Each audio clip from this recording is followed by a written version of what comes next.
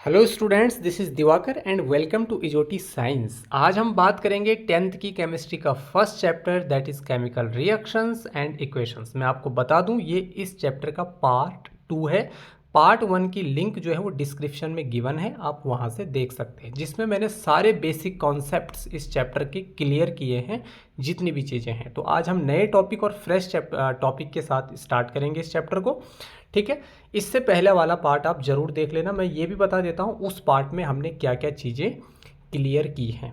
ठीक है, तो स्वागत है आपका इजोटी साइंस में। आज हम चैप्टर फर्स्ट स्टार्ट कर रहे हैं 10th की केमिस्ट्री का। चैप्टर है फर्स्ट, सब्जेक्ट है साइंस एंड ब्रांच है केमिस्ट्री और क्लास है 10th और सेशन है 2024-25। तो आज अगर आप 2024-25 सेशन के स्टूडेंट्स हैं तो ये वीडियो आपके लिए YouTube पर सबसे बेस्ट होने वाला है, क्योंकि यहाँ से आप अपनी एग्ज़ाम्स की बेस्ट से बेस्ट प्रिपरेशन कर सकते हैं और केवल एग्ज़ाम्स में अच्छे मार्क्स ही नहीं ला सकते हैं बल्कि अच्छा नॉलेज भी आप यहाँ से गेन कर सकते हैं। ठीक है, तो चलिए, हमने कल क्या क्या चीज़ें डिस्कस करी कल की क्लास में, यानी इसके पार्ट फर्स्ट में हमने क्या क्या चीज़ें डिस्कस करी उसका एक छोटा सा रिकैप मैं आपको करा देता हूँ। सबसे पहले हमने डिस्कस किया था कि हमारे चारों ओर बहुत सारे चेंजेस होते हैं, उसमें से कुछ चेंजेस होते हैं केमिकल चेंज, कुछ होते हैं फिजिकल चेंज। ये मैंने कल की क्लास में बहुत डेप्थ में जाकर के आपको पढ़ाया था। ठीक है, केमिकल चेंज जब सब्सटेंस के केमिकल कंपोजिशन में चेंज आ रहा है तो दैट इज केमिकल चेंज, और शेप साइज फिजिकल स्टेट में चेंज आ रहा है तो फिजिकल चेंज। ठीक है, अच्छा, यहाँ से फिजिकल चेंजेस के कुछ एग्जाम्पल्स हमने देखे। यहाँ पर देखें तो मेल्टिंग ऑफ आइस एक फिजिकल चेंज है, बॉइलिंग ऑफ वाटर एक फिजिकल चेंज है, मेल्टिंग ऑफ कैंडल एक फिजिकल चेंज है, लेकिन बर्निंग ऑफ कैंडल एक केमिकल चेंज है। कैसे, इसके लिए आपको इससे पहला वाला पार्ट देखना पड़ेगा।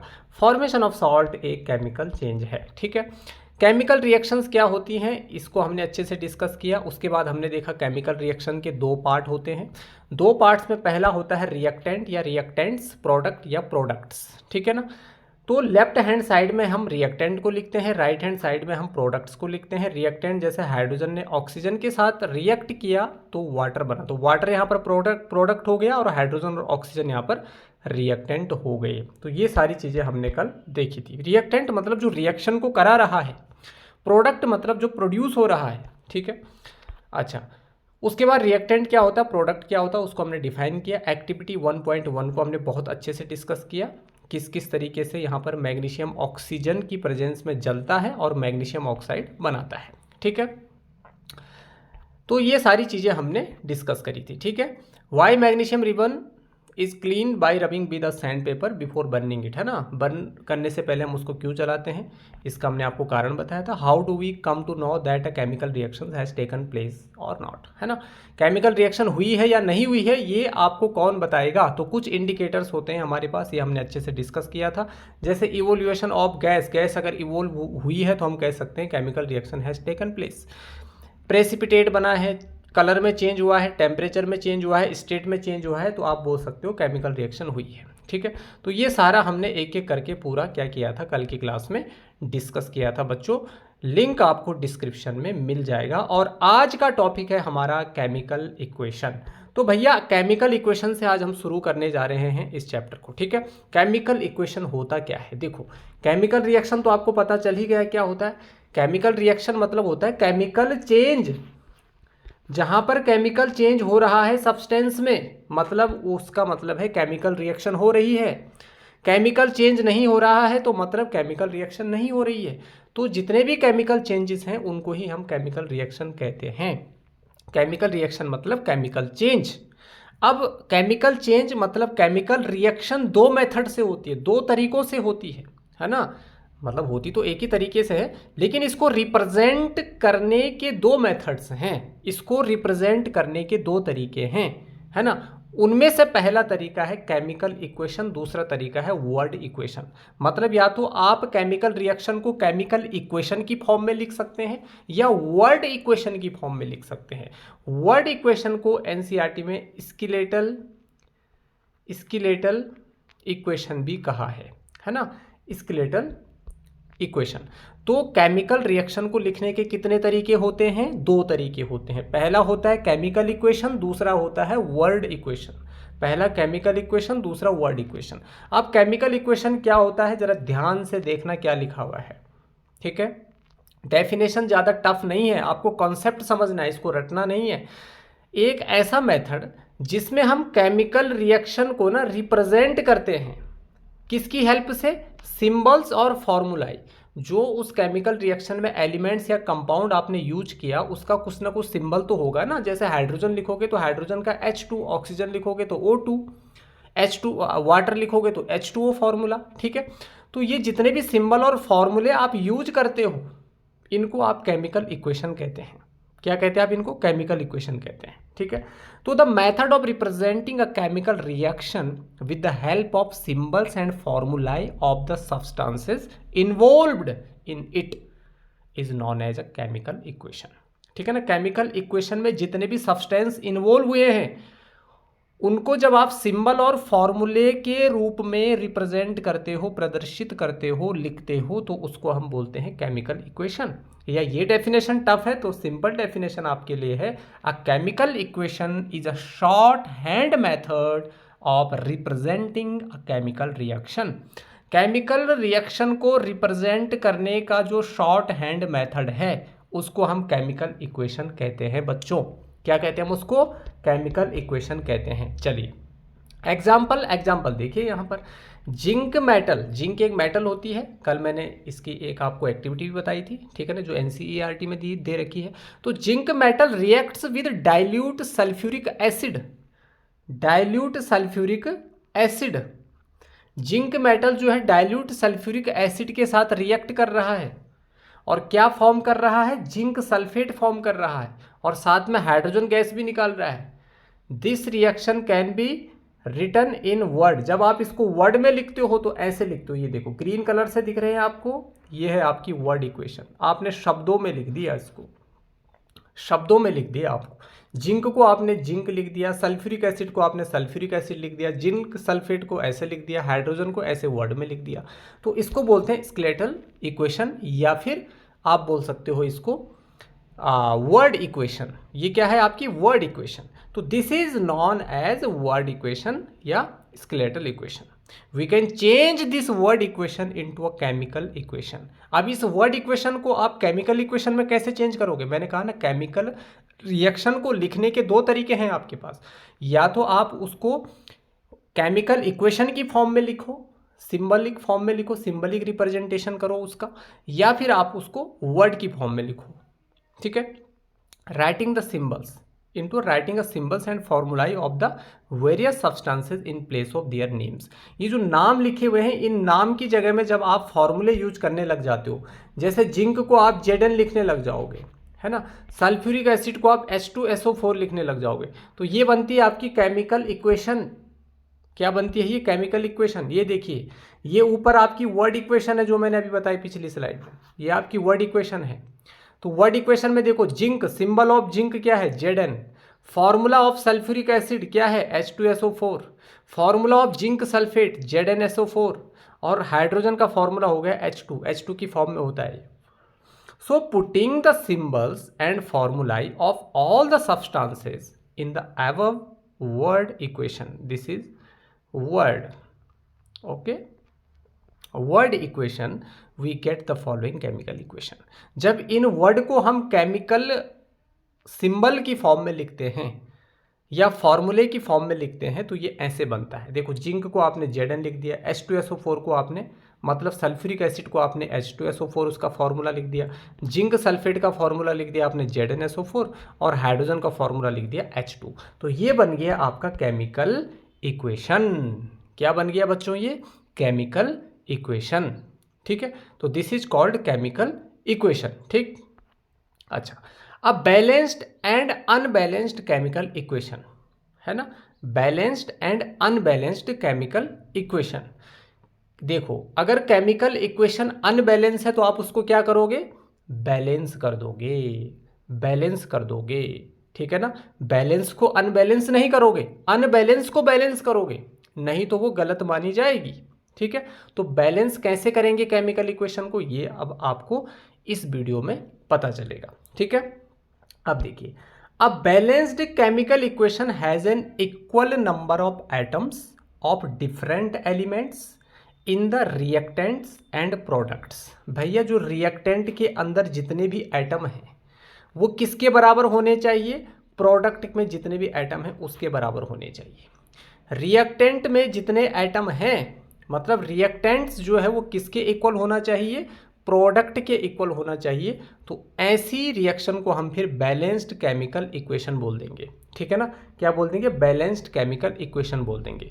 बोथ द साइड मैंने आपको कल बताया ना, बीच में एक एरो होता है। ये एरो इंडिकेट करता है किसकी तरफ इंडिकेट करता है? RHS की तरफ, है ना? RHS की तरफ। और ये है आपका LHS मतलब लेफ्ट हैंड साइड, और इधर हो गया आपका राइट हैंड साइड। तो लेफ्ट हैंड साइड में आप क्या लिखते हो? प्रोडक्ट को लिखते हो, सॉरी रिएक्टेंट को लिखते हो। किसको लिखते हो? रिएक्टेंट को। और राइट हैंड साइड में आप क्या लिखते हो? प्रोडक्ट को लिखते हो। ठीक है, मतलब जो प्रोड्यूस होता है केमिकल रिएक्शन में। अब यहाँ पर एक केमिकल रिएक्शन है zinc plus H2SO4। Chemical reaction में जब आप फॉर्मूले लिखते हो या एलिमेंट लिखते हो तो बीच में आपको प्लस का साइन लगाना पड़ता है। वो दोनों को एक दूसरे को अलग करता है। वो ये बताता है कि ये दोनों रिएक्ट करेंगे। ये प्लस का साइन क्या बताएगा? ZnH2SO4 के साथ रिएक्ट करेगा, कंबाइन करेगा, और ZnSO4 बनाएगा और H2 हाइड्रोजन गैस निकालेगा। ठीक है, तो यहाँ पर बात क्या हो रही है? बोथ द साइड मतलब रिएक्टेंट की साइड और प्रोडक्ट की साइड, दोनों तरफ इक्वल नंबर ऑफ एटम्स होने चाहिए। अब देखो, सबसे पहले इस एरो के इस साइड देखो आप, लेफ्ट हैंड साइड में देखो, जिंक कितना है? रिएक्टेंट में जिंक कितना है? LHS में 1 है। और RHS में जिंक कितना है? 1 ही दिख रहा है मुझे तो 1 ही है। हाइड्रोजन कितना है? इधर 2 है। रिएक्टेंट में हाइड्रोजन 2 है और प्रोडक्ट में भी हाइड्रोजन 2 है। रिएक्टेंट में सल्फर 1 है और प्रोडक्ट में भी सल्फर 1 है। रिएक्टेंट में number of oxygen is 4 and product में भी नंबर ऑफ ऑक्सीजन इज 4। ठीक है, तो इक्वल है सब, मतलब सारी चीज़ें यहाँ पर बैलेंस हो रखी है। तो ये आपकी बैलेंस्ड केमिकल इक्वेशन है। अब केमिकल इक्वेशन को बैलेंस कैसे करना है ये मैं आगे आपको बताने वाला हूँ। समझ आया? ठीक है, अच्छा अब आते हैं नेक्स्ट उस पर। अब आपके पास अनबैलेंस्ड केमिकल इक्वेशन कैसे पता चलेगा भाई आपको कि ये बैलेंस है या अनबैलेंस है? अब देखो, यहाँ पर N unbalanced chemical equation has an unequal number of atoms. इसमें अनइक्वल नंबर ऑफ एटम्स हैं, unequal number of atoms of 1 और more elements in the reactants and products. मतलब रिएक्टेंट के अंदर जो एटम्स हैं वो इक्वल नहीं है, वो बराबर नहीं है प्रोडक्ट के अंदर लिखे हुए जो एलिमेंट्स हैं उनके। तो मतलब आपकी जो रिएक्शन है, आपकी जो इक्वेशन है, दैट इज नॉट बैलेंस्ड। वो बैलेंस्ड कब मानी जाएगी? जब दोनों तरफ नंबर ऑफ एटम्स बराबर होंगे। जब दोनों तरफ नंबर ऑफ एटम्स इक्वल होंगे तब हम बोल सकते हैं कि that chemical equation is completely balanced. समझ आया? तो देखिए यहाँ पर देखिए, H2 ने O2 के साथ रिएक्ट किया, मतलब हाइड्रोजन ने ऑक्सीजन के साथ रिएक्ट किया तो वाटर बना, H2O बना। ठीक है, अब देखो ना आप, इधर H पर 2 लिखा हुआ है, मतलब हाइड्रोजन के कितने एटम है? 2। ऑक्सीजन पे 2 लिखा हुआ है, मतलब ऑक्सीजन के कितने एटम्स हैं? 2। यहाँ पर इस साइड में हाइड्रोजन 2 है और ऑक्सीजन 1 ही है, तो दूसरा ऑक्सीजन कहाँ चला गया? क्या वो डिस्ट्रॉय हो गया? नहीं, नहीं जी नहीं, वो यहीं पर है, बस कहाँ चला गया? अब यहाँ पर देखो, पहले रिएक्टेंट में नंबर ऑफ हाइड्रोजन कितने हैं? 2 है। और प्रोडक्ट में भी नंबर ऑफ हाइड्रोजन कितने हैं? 2 है। रिएक्टेंट में नंबर ऑफ ऑक्सीजन कितने हैं? 2 हैं। और प्रोडक्ट में नंबर ऑफ ऑक्सीजन कितना है? 1 है। यहाँ पर काम बिगड़ गया, ये बैलेंस नहीं है। एक तरफ 2 है, एक तरफ 1 है। एक तरफ ऑक्सीजन के एटम्स 2 हैं तो प्रोडक्ट में ऑक्सीजन के एटम 1 ही हैं, तो मतलब दिस इज नॉट बैलेंस्ड। तो कोई एक एटम भी अगर बैलेंस नहीं है तो हम बोलेंगे पूरी केमिकल इक्वेशन बैलेंस नहीं है। पूरी केमिकल इक्वेशन बैलेंस नहीं है क्योंकि यहाँ पर ऑक्सीजन के जो एटम्स हैं वो बैलेंस्ड नहीं है। तो भैया यहाँ से एक ऑक्सीजन कहाँ गया? यहाँ से एक ऑक्सीजन कहाँ चला गया? मेरा क्वेश्चन है आपसे, कहाँ चला गया? क्या वो डिस्ट्रॉय हो गया? नहीं, कभी भी वो डिस्ट्रॉय नहीं हो सकता है, कभी भी वहाँ से नहीं मिट सकता है, क्योंकि क्लास 9th में आपने एक बहुत खूबसूरत नियम पढ़ा था, लॉ पढ़ा था, that is law of conservation of mass.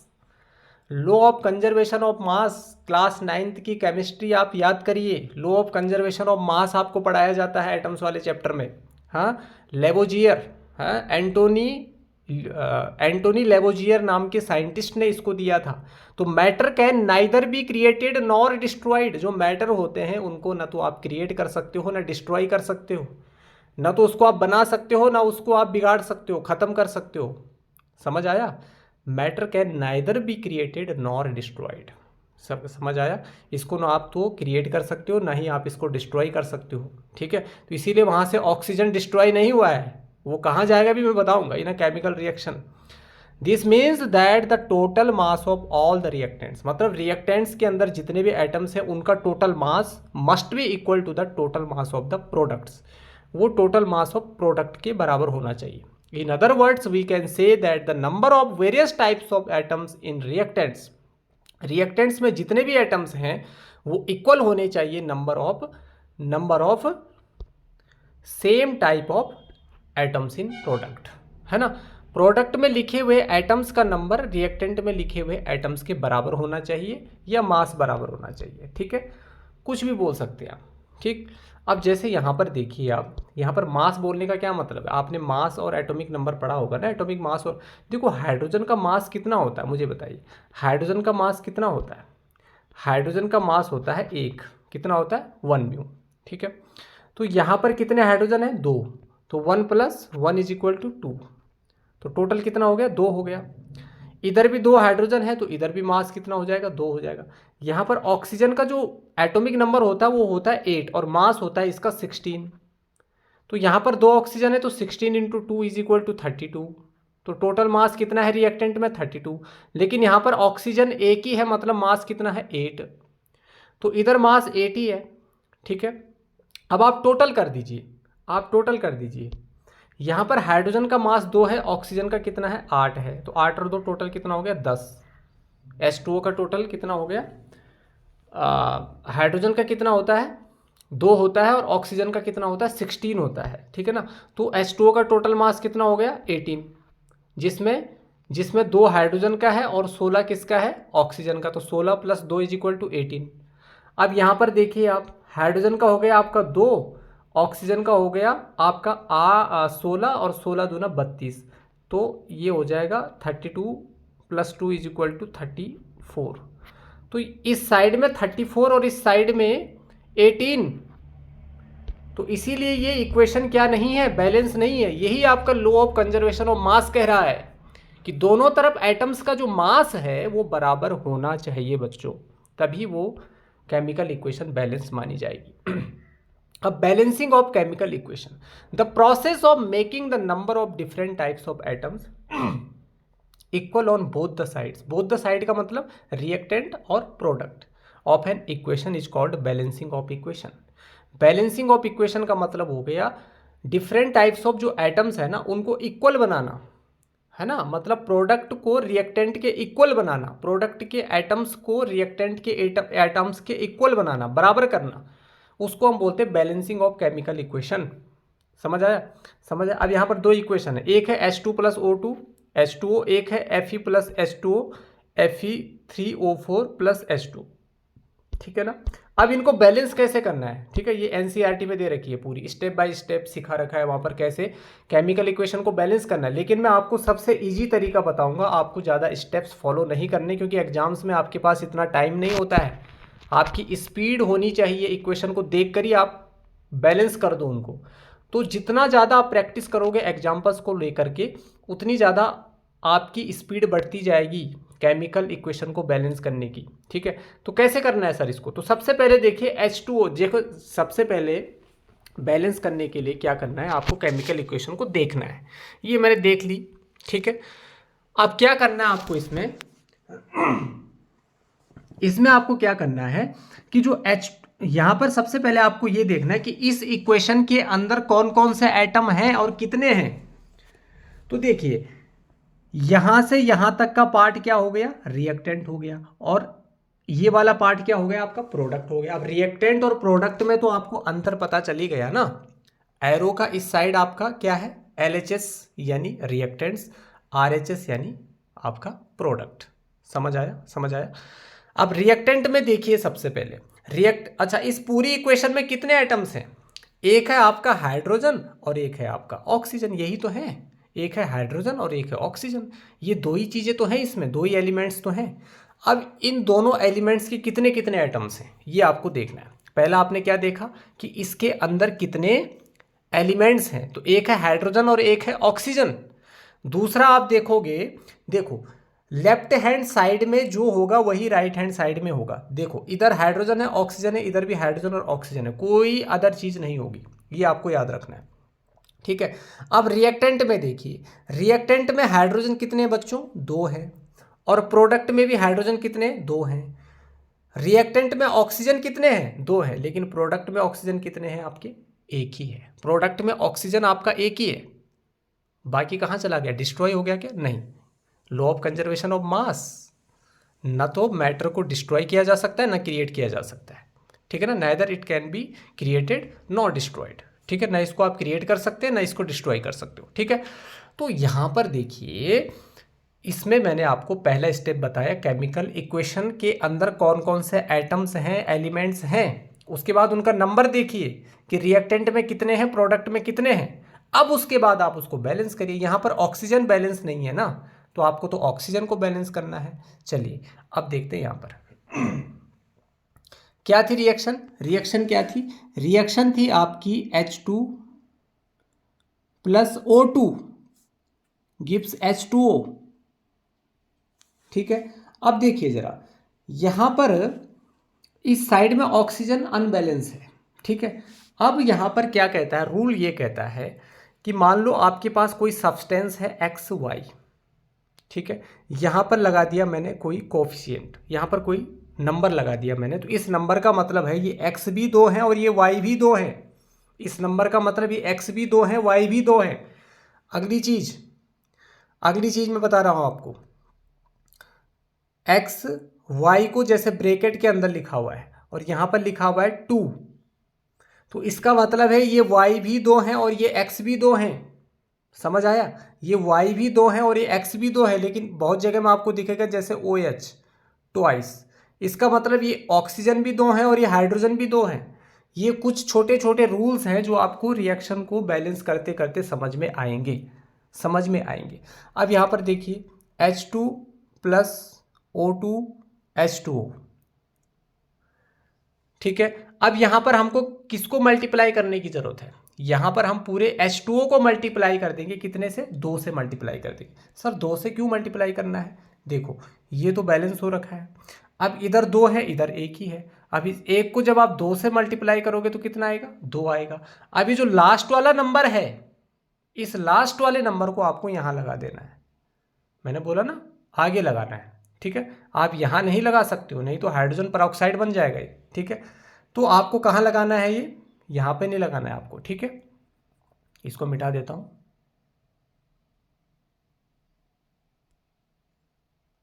ठीक है, ये चीज, ठीक। तो ये क्या बन गया? 2H2O। अब यहां पर 2 लगाने से हाइड्रोजन यहां पर अनबैलेंस हो गया, क्योंकि हाइड्रोजन क्या हो गया यहां पर 2 2 जा 4। ये देखिए 2 का 2 से इंटू हो गया तो 2 2 जा 4। तो यहां पर 4 हाइड्रोजन हो गए, तो इस साइड में को भी हमें 4 बनाना है, तो यहां पर हम 2 लिख देंगे। तो ये हो गया 2 2 जा 4, है ना। तो हाइड्रोजन भी कितने हो गए आपके? 4 हो गए। इधर भी कितने हो गए? 4 हो गए। तो इधर आपके 4 हाइड्रोजन हो गए, इधर भी 4 हाइड्रोजन हो गए, इधर ऑक्सीजन 2 हो गए, इधर भी आपके 2 हो गए। तो ये केमिकल इक्वेशन बैलेंस हो जाती है। तो ऐसे ही आपको बैलेंस करना है। यहाँ पर मैंने 2 लगाया, 2 लगाने से क्या हुआ? मेरा हाइड्रोजन क्या हो गया? अनबैलेंस हो गया, क्योंकि इधर 2 है हाइड्रोजन, इधर कितने हो गए? 4 हो गए। अब ये ऑक्सीजन 2 ही माना जाएगा, 2 कंसिडर किया जाएगा। अगर XYZ ऐसे कोई लिखा हुआ है और यहाँ पर 2 लिखा है, तो मतलब ये X भी 2 है, Y भी 2 है, Z भी 2 है, ये मतलब है इसका, ठीक है। तो यहां पर 2 लगाने से मेरा ऑक्सीजन भी 2 हो गया, इधर भी 2 हो गया, लेकिन यहां पर हाइड्रोजन 2 2 जा 4 और यहां पर भी आपको 2 लगा करके 2 2 जा 4 कर देना है। रिएक्शन आपकी बैलेंस हो जाएगी। समझ आया? ठीक है। अब इस रिएक्शन को थोड़ा बैलेंस करिए। सबसे पहले क्या करना है? आपको इक्वेशन को देखना है। इक्वेशन को देखने के बाद आपको क्या करना है? इक्वेशन को देख के आपको ये बताना है कि इसमें क्या क्या चीज़ है। तो इसमें मुझे क्या क्या दिख रहा है? इसमें मुझे दिख रहा है आयरन, ये वाला। उसके बाद दिख रहा है इसमें मुझे हाइड्रोजन। उसके बाद दिख रहा है मुझे इसमें ऑक्सीजन। बस ये 3 चीज़ें दिख रही हैं मुझे इसमें मुझे केवल 3 चीज़ें दिख रही हैं। अब इनके नंबर्स पे आ जाओ। अब पहले रिएक्टेंट के अंदर देखो कि आयरन कितने हैं। तो रिएक्टेंट में आयरन 1 है, प्रोडक्ट में आयरन 3 है। देखो Fe3 लिखा हुआ है। रिएक्टेंट में हाइड्रोजन 2 है, प्रोडक्ट में हाइड्रोजन 2 है। देखिए H2। रिएक्टेंट में ऑक्सीजन 1 है, प्रोडक्ट में ऑक्सीजन 4 है। तो यहाँ पर हाइड्रोजन आपका बैलेंस हो रखा है, लेकिन आयरन और ऑक्सीजन आपकी अनबैलेंस्ड है, मतलब पूरी इक्वेशन अनबैलेंस्ड है। तो अब आपको क्या करना है, अब आपको वही मल्टीप्लाई वाला खेल खेलना है। यहाँ पर देखो आयरन इधर 1 है, इधर 3 है। तो सिंपली आपको क्या करना है, इस 1 को 3 से मल्टीप्लाई कर देना है, क्योंकि यहाँ पर 3 है ना, तो 3 से मल्टीप्लाई कर देना है। तो 1 3 जा 3 हो जाएगा। तो ये जो 3 वाला नंबर है इसको आपको लगा देना है इसके आगे, Fe के आगे। तो ये हो गया 3Fe। तो इधर भी 3 हो गया, इधर भी 3 हो गए। उसके बाद हाइड्रोजन को देखिए, हाइड्रोजन इधर 2 है, उधर भी 2 है। अब इसको छेड़िए मत। ऑक्सीजन को देखिए, ऑक्सीजन इधर 1 है, इधर 4 है। इधर कितने 4 हैं, और इधर कितना है 0 है, मतलब इधर कितना है 1 ही है। तो हमें इस, जैसे हमने इस 1 को 3 से मल्टीप्लाई किया, अब इधर कितने 4 है, तो इसको 4 से मल्टीप्लाई कर दो। 4 से मल्टीप्लाई करने पर आंसर आएगा आपका 4, 1 4 जा 4। तो इस 4 वाले नंबर को आपको ऑक्सीजन के यहाँ पे लगा देना है, वाटर मॉलिक्यूल के आगे लगा देना है, H2O के आगे लगा देना है। मतलब ये ऑक्सीजन टोटल कितने हो गए अब 4। देखो आप ये नंबर यहीं लगाओगे, इधर ऊपर नीचे इस साइड में नहीं लगाओगे, बीच में कहीं भी, यहीं लगाओगे जहां मैंने लगाया है, ठीक है। तो ये आपका 4H2O हो गया। तो 4H2O होने से ऑक्सीजन तो बैलेंस हो गया, इधर भी 4 और इधर भी 4, लेकिन आपका हाइड्रोजन अनबैलेंस हो गया, क्योंकि यहाँ पर 2H2 हो गया ना, सॉरी 2H2O नहीं हो गया, यहाँ पर हो गया आपका बच्चों, यहां पर हो गया आपका 4H2। तो 4H2 का मतलब हो गया 4 2 जा 8, 4 2 जा 8। इस 4 को 2 से इंटू करना पड़ेगा। तो 4 2 जा 8 का मतलब हो गया आपका, 4 2 जा 8 का मतलब हो गया आपका हाइड्रोजन 8 हो गए आपके। और इस साइड में हाइड्रोजन कितने बचे हैं 2। तो इसको भी 8 करने के लिए क्या करना पड़ेगा, इस 2 को किससे मल्टीप्लाई करना पड़ेगा, 4 से मल्टीप्लाई करना पड़ेगा। तो इस 4 के अंक को आप कहाँ लगा दोगे, यहाँ लगा दोगे, ठीक है। तो ये 4 हो गया, ये 4 हो गया, और ये आपका 3 हो गया, ठीक है। तो ये तीनों चीज़ें आपकी बैलेंस हो गई, देखो आयरन को मैंने 3 से मल्टीप्लाई किया, ऑक्सीजन को मैंने 4 से मल्टीप्लाई किया, हाइड्रोजन को मैंने यहाँ से 4 से मल्टीप्लाई किया। तो ये 4 के नंबर को, और ये 3 के नंबर को आपको ध्यान रखना है। 3 मैंने आयरन के आगे लगाया, 4 मैंने यहाँ पर वाटर मॉलिक्यूल और हाइड्रोजन के आगे लगाया, ठीक है। तो इस तरीके से आपको इसे बैलेंस करना है। तो ये ऐसे लगती है बैलेंस करने पर, ठीक है। ये देखिए आप, आयरन 3 हो गए, हाइड्रोजन कितने हो गए, देखो आयरन कितने 3 है, हाइड्रोजन कितने 4 2 जा 8, ठीक है, 4 2 जा 8। देखिए ना, इधर आयरन कितने 3, इधर भी कितने 3, इधर हाइड्रोजन कितने 4 2 जा 8, इधर भी कितने 4 2 जा 8। यहाँ पर ऑक्सीजन कितना है, यहाँ पर 4 है, और यहाँ पर भी कितना है 4 है। तो इसका मतलब क्या हो गया, ये केमिकल इक्वेशन आपकी बैलेंस हो गई, समझ आया, ठीक है। अच्छा, अब यहाँ पर कुछ एग्जाम्पल्स। ये एनसीईआरटी की, जब आप चैप्टर जहाँ पे ख़त्म होता है उसके बाद एक एनसीईआरटी की एक्सरसाइज शुरू होती है। उस एक्सरसाइज का क्वेश्चन नंबर 6 है, balance the following chemical equations. ये जो नीचे लिखी हुई केमिकल इक्वेशंस हैं, इनको आपको बैलेंस करना है। अब इनको बैलेंस करने के लिए क्या करना पड़े, देखो बच्चों, आप बहुत सारी इक्वेशन को उठाओ और उनको बैलेंस करना शुरू करो। उससे आपकी प्रैक्टिस होगी, बैलेंसिंग करने की जो आपकी स्पीड है वो भी बढ़ेगी, आपको देख के पता चलना चाहिए। अब देखो सबसे पहले क्या करना है, देखो सबसे पहले केमिकल इक्वेशन को देखना है। उसके बाद मैंने क्या बताया, इसके अंदर कौन कौन से एलिमेंट्स हैं। तो देखो HNO3, CaOH twice, CaNO3 twice, और H2O, यही है ना। तो देखो HNO3 में कितना है, H मतलब हो गया हाइड्रोजन, N मतलब नाइट्रोजन, O मतलब ऑक्सीजन, उसके बाद Ca मतलब कैल्शियम, ठीक है। इतनी चीजें तो हैं इसके अंदर, बाकी और चीज आपको दिख रही है, हाइड्रोजन, नाइट्रोजन, ऑक्सीजन और कैल्शियम, ये 4 चीजें हैं इसके अंदर। अब इन चारों का नंबर देख लीजिए, रिएक्टेंट के अंदर ये 4 कितने हैं, प्रोडक्ट के अंदर ये चारों कितने कितने हैं। अगर अनबैलेंस है तो उसको आप बैलेंस कर दीजिए, खत्म। अब यहां पर देखिए पहली इक्वेशन मैंने क्या बताया, देखो HNO3 प्लस CaOH ट्वाइस, यही है ना पहली इक्वेशन, ठीक है। तो अब देखिए यहां पर ये मैंने रिएक्टेंट वाला पार्ट लिखा, ये मैंने रिएक्टेंट वाला पार्ट लिखा, ठीक है। यहां पर देखिए ये मैंने रिएक्टेंट वाला पार्ट लिखा, तो यहां पर देखिए हाइड्रोजन कितने हैं, हाइड्रोजन बताओ ना, हाइड्रोजन कितने हैं रिएक्टेंट में, हाइड्रोजन कितने हैं रिएक्टेंट में, हाइड्रोजन कितने हैं, हाइड्रोजन है आपके कितने, 3। रिएक्टेंट में हाइड्रोजन कितने हैं, 3, ठीक है। देखो एक ये हो गया और 2 ये हो गए, है ना, OH ट्वाइस लिखा है ना ब्रैकेट के अंदर, तो इसका मतलब ये ऑक्सीजन भी 2 है और ये हाइड्रोजन भी 2 है, तो 2 हाइड्रोजन इधर हो गए, 1 हाइड्रोजन इधर हो गया, तो नंबर ऑफ हाइड्रोजन कितने हो गए आपके, 2 हो गए, 3 हो गए, कितने हो गए, नंबर ऑफ हाइड्रोजन कितने हो गए आपके, यहाँ पे लिख लेता हूँ, हाइड्रोजन कितने हो गए आपके, 3 हो गए। अब नाइट्रोजन कितने हैं, नाइट्रोजन को देखिए, नाइट्रोजन एक ही दिख रहा है, तो नाइट्रोजन है आपका 1, ठीक है। उसके बाद ऑक्सीजन को देखिए, ऑक्सीजन कितने हैं, तो देखो बच्चों ऑक्सीजन 3 तो यहाँ पर है और 2 यहाँ पर है, ठीक है। तो 3 और 2 5, तो ऑक्सीजन कितने आपके 5 हो गए, ठीक है। यहाँ पर देखिए ऑक्सीजन 5 और कैल्शियम कितना है आपका, कैल्शियम आपका 1 ही है, कैल्शियम आपका 1 ही है। अब आपको क्या करना है, सिंपल, यहाँ पर क्या बैलेंस है और क्या बैलेंस नहीं है, ठीक। अब यहाँ पर देखिए प्रोडक्ट में, देखिए प्रोडक्ट में कैल्शियम 1 है, रिएक्टेंट में भी कैल्शियम 1 है, प्रोडक्ट में नाइट्रोजन 2 हैं, ये देखिए, और यहाँ पर नाइट्रोजन 1 ही है। यहाँ पर हाइड्रोजन कितने हैं, हाइड्रोजन कितने दिख रहे हैं आपको, यहाँ पर 2 दिख रहे हैं, और यहाँ कितने दिख रहे हैं, 3 दिख रहे हैं, रिएक्टेंट में हाइड्रोजन 3 है, मतलब ये बैलेंस नहीं है। तो अगर आप यहाँ पर 2 लगा देते हो, अगर आप यहाँ पर 2 लगा देते हो इस तरीके से, मैंने बैलेंस करना आपको बता दिया, अगर यहाँ पर आप 2 लगा देते हो तो इस 2 लगाने से क्या होगा, आपके हाइड्रोजन यहाँ पर कितने हो जाते हैं, 2 ये हो गए और 2 ये हो गए, मतलब 4 हो जाते हैं। तो यहाँ पर सर आपने कहा यहाँ पर 2 ही हाइड्रोजन है, तो इसको क्या करो, 2 से मल्टीप्लाई कर दो ना भाई, H2 के आगे 2 लगा दो तो 2 2 जा 4 हो जाएगा, ठीक है। तो यहाँ से आपका नाइट्रोजन भी बैलेंस हो गया, देखो यहाँ पर नाइट्रोजन 2 है, इधर भी 2 हो गया, यह 2 लगाने से नाइट्रोजन भी 2 हो गया।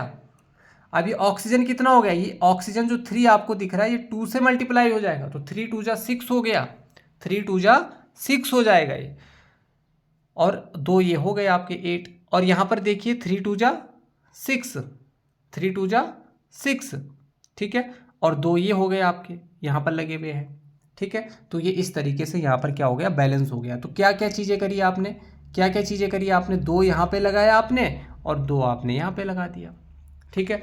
अब देखो पहली वाली इक्वेशन में आप ध्यान से देखो, हाइड्रोजन कितने हैं, हाइड्रोजन कितने हैं, 4 है रिएक्टेंट में, प्रोडक्ट में भी कितने हैं, 4 है, नाइट्रोजन कितने हैं, 2 हैं, प्रोडक्ट में भी कितने हो गए, 2 हो गए, ऑक्सीजन कितने हैं, 3 2 जा 6 और 2 ये हो गए 8, यहाँ पर भी 2 ये हो गए और 3 2 जा 6 8, ठीक है। तो इस तरीके से ये केमिकल इक्वेशन बैलेंस हो जाती है आपकी, ये केमिकल इक्वेशन आपकी क्या हो जाती है, बैलेंस हो जाती है।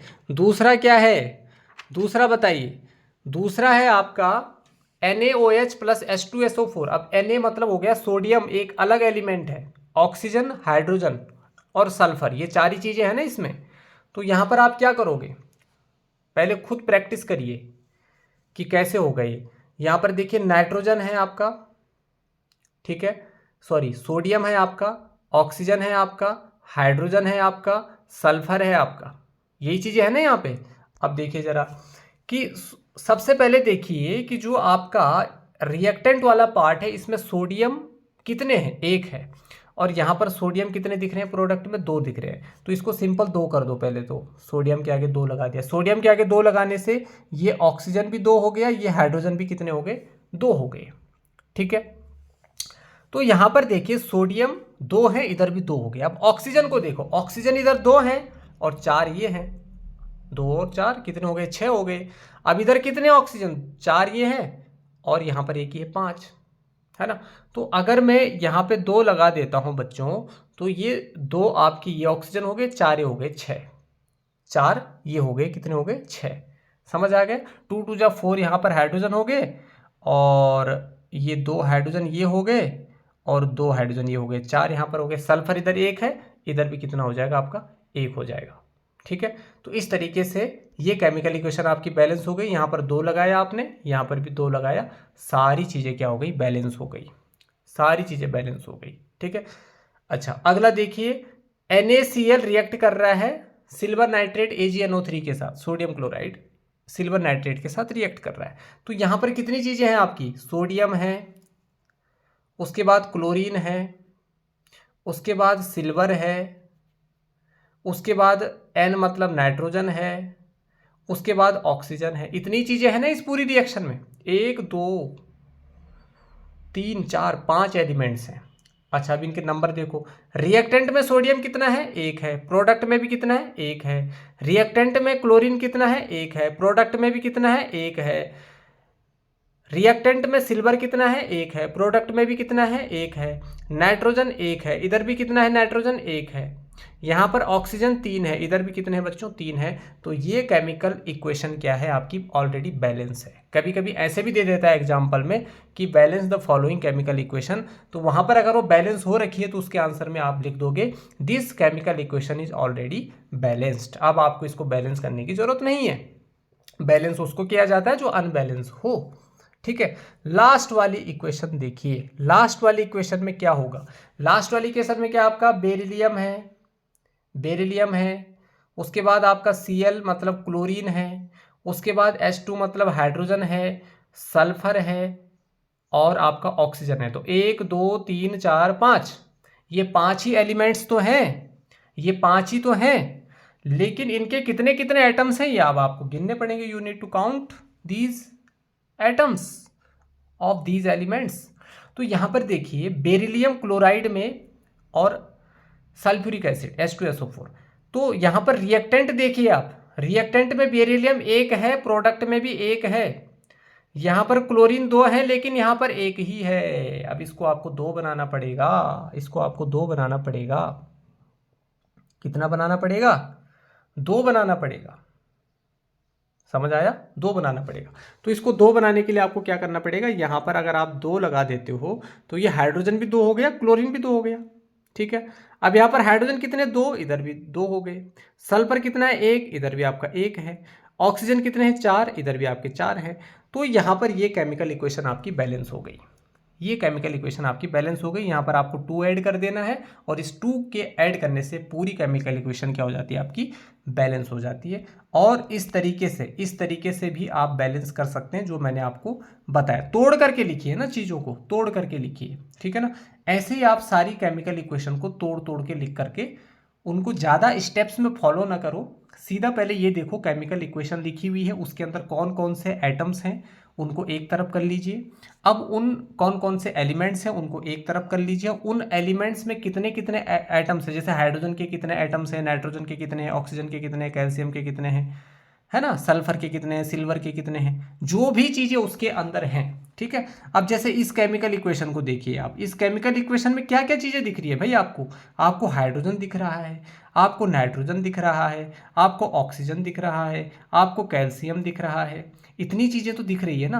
तो ये सारे क्या हैं, एलिमेंट्स हैं। अब यहाँ पर जो हाइड्रोजन का एलिमेंट है उसके कितने एटम्स हैं, 1 यहाँ पर है, 2 यहाँ पर है, 3, तो हमने भैया यहाँ पे 2 लगाने से उसको बैलेंस कर दिया। तो इस तरीके से ये मल्टीप्लिकेशन का खेल है, पूरा मल्टीप्लाई करना पड़ता है एक दूसरे को, तब जाकर के केमिकल इक्वेशन क्या होती हैं आपकी, बैलेंस होती हैं। ठीक है, तो आज की लेक्चर में, आज की इस वीडियो में हमने क्या क्या चीज़ें सीखी।